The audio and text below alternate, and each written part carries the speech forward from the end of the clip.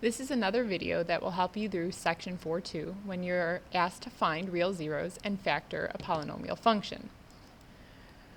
So now we're giving the function f of x equals 4x to the fourth plus 7x squared minus 2. Again, we're asked to find the real zeros and use those zeros to factor. Remember, the degree tells us how many possible real zeros there are. The degree is the biggest exponent, which is 4. So that means there are at most 4 real zeros. Once we identify how many real zeros there are, we want to identify the p and the q. The p is dealing with the constant term. So the constant term in this problem is -2. And then the leading coefficient is positive 4. So for p, we want to list the factors of -2. So what two numbers multiply to -2? The entire list would include 1, -1, 2, and -2.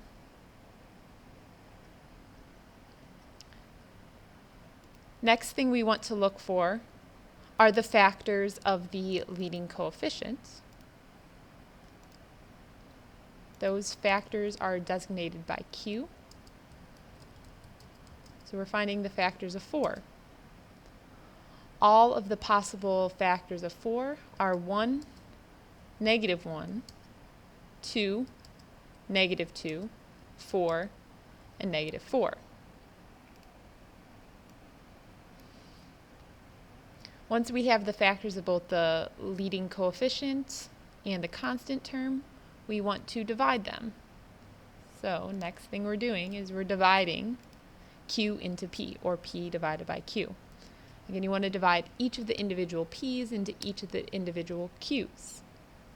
So again, the complete list would be 1, -1, 1/2, -1/2, 1/4, -1/4, 2, and -2. And these are all of the possible values that may be zeros. So using the remainder theorem, we want to check each of these possible zeros to see if it is a zero for the given function. So we want to find f of 1, f of -1, f of 1/2, f of -1/2,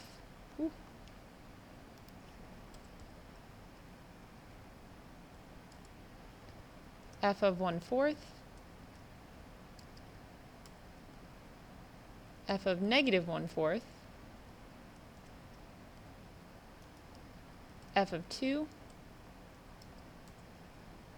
and f of -2. We're again going to find these by using our calculator. So the quick way to doing this is typing the function that's given to us into y1. So into y1, I'm going to type 4x to the fourth power plus 7x squared minus 2.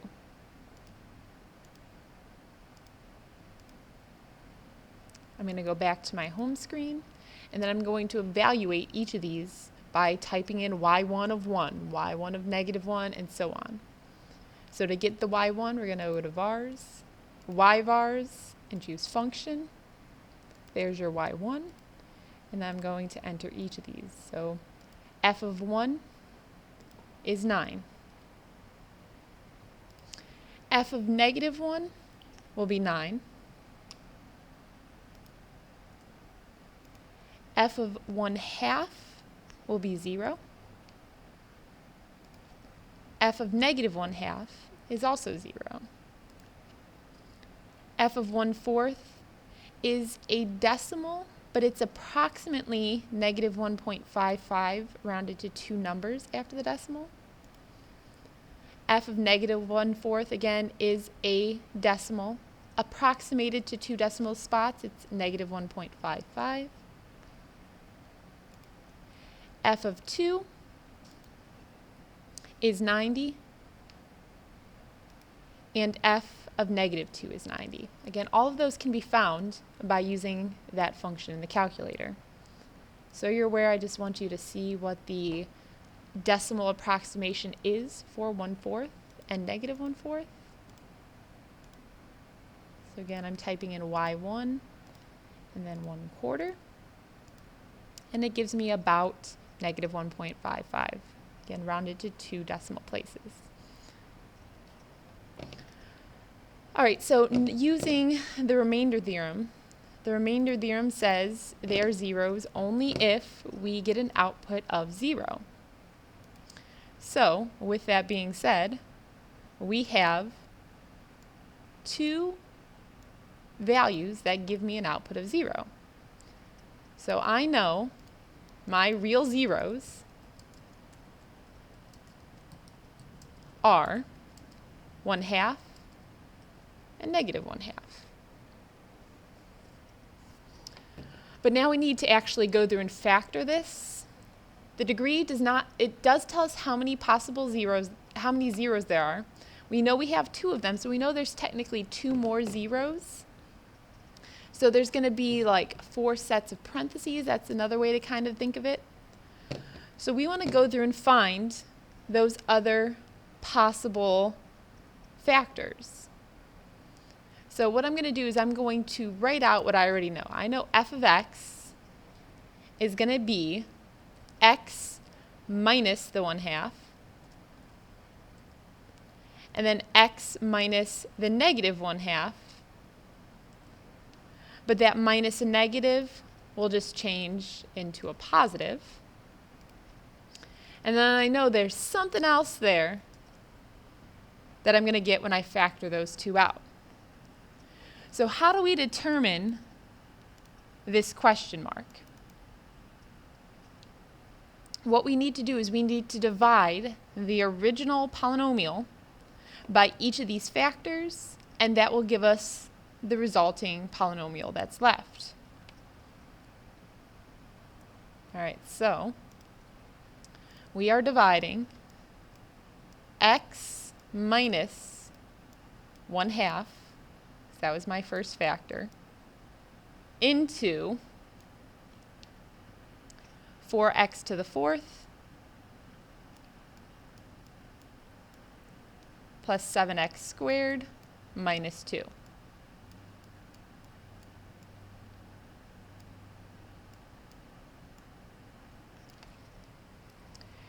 You can do this using long division if you want. I think an easier way to do this is by synthetic division. So synthetic division, as long as your one factor has a leading coefficient of 1, which it does, I'm going to take the 0. The 0 for x minus 1/2 is 1/2. I'm just going to box that in here. That box is sort of like the division bar. And then I'm going to list all of the possible coefficients of my value underneath the division bar. So I have a 4. But then be careful, I have 0x cubed, so I need to put the 0 there. I have 7x squareds. I have no x's. And then I have a negative 2. Now I'm going to go through and I'm going to just do synthetic division. So the first thing you do is you drop the 4. So I'm dropping the 4. And then you multiply the 4 by the 1/2. 4 times 1/2 is 2. and I write that underneath the next coefficient. Once we have this, all we're going to do are add these. 0 plus 2 gives me 2. Then whatever is underneath, I'm going to multiply by 1/2. So 2 times 1/2 gives me 1. 7 plus 1 gives me 8. Getting a little off here. 8 times 1/2 is 4. 0 plus 4 is 4. 4 times 1/2 is 2. And then negative 2 plus 2 is 0. What's left here is my new polynomial, except that I crossed out the one number. So I'm going to rewrite this polynomial. When you rewrite the polynomial, these are the coefficients for each of the terms, but we reduce the degree by 1. So this becomes 4x cubed. Oops, not squared.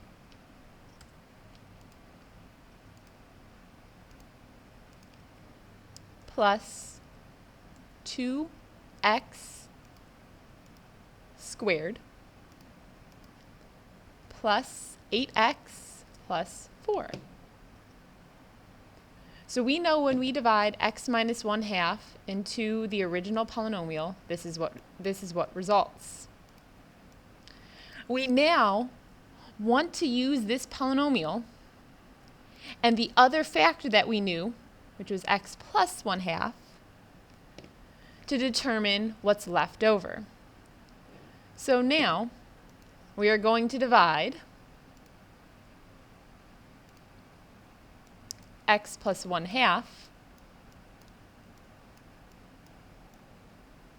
into the polynomial that we just found. So I'm dividing that into 4x cubed plus 2x squared plus 8x plus 4.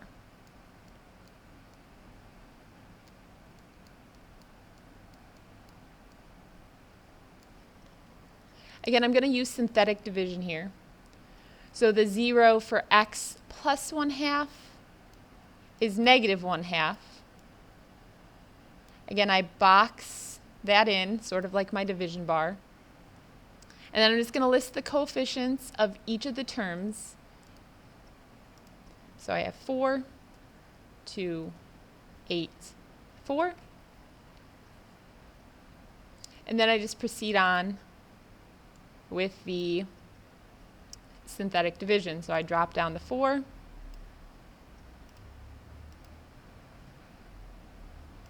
And then whatever underneath the equal sign, we multiply by the negative 1/2, which gives me negative 2.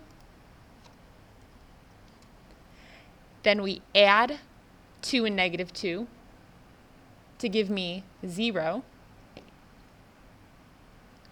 We multiply whatever underneath the equal sign by the negative 1/2. 0 times negative 1/2 is 0. Add 8 and 0, we get 8. Multiply 8 times negative 1/2, we get negative 4.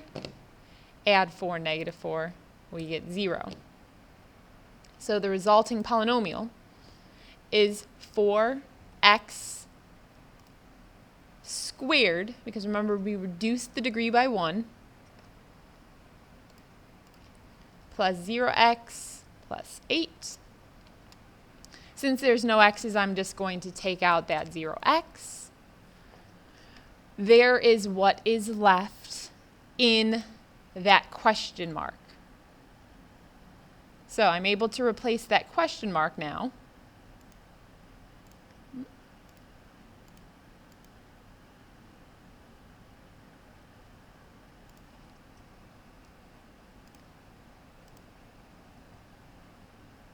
I'm able to replace that question mark with the 4x squared plus 8.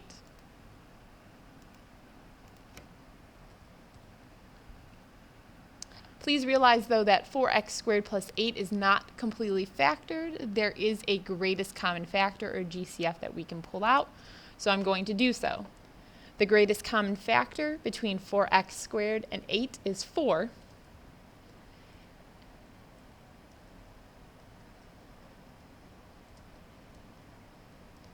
And what's left over will be x squared plus 2.